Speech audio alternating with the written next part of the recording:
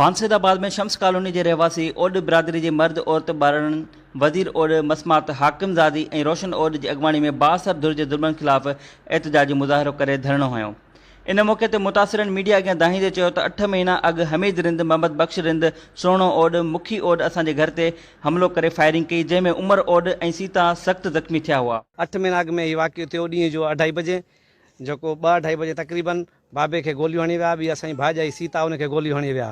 उन्हनि खां पोइ बाबो ज़ख़्मनि जा सूर न संदे 8 ॾींहं अॻु में त गुज़ारे वियो आहे। मुंहिंजे मड़े खे गोलियूं हणी विया आहिनि। 8 महीना वीचारो लोड़ी, 8 महीननि खां पोइ वीचारो वियो हलियो।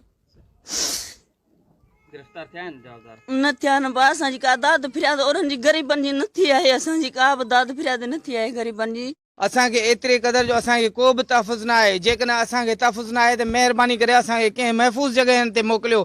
असां इन जो मतिलबु इहो न आहे त असां हिंदू आहियूं, ओड आहियूं। असांजी पूरी जेका ओड बिरादरी आहे अॼु खां 5,500 साल पुराणी क़दीमी हिते सिंध जा रहवासी आहियूं। 8 महीना मुसलसल ज़ख़्मनि जे सूर सहण बाद उमर ओड फौत थी वियो ऐं सीता ओड हिन वक़्त ताईं ज़िंदगी मौत जे बेबाटे ते बीठल आहे। बासर कातिल दुर असां ते मुसलसल ज़ुल्म करे रहिया आहिनि। केतिरा ई भेरा मक़ामी पुलिस तोड़े SSP वटि विया आहियूं, पर कंहिं बि तदारक न कयो आहे।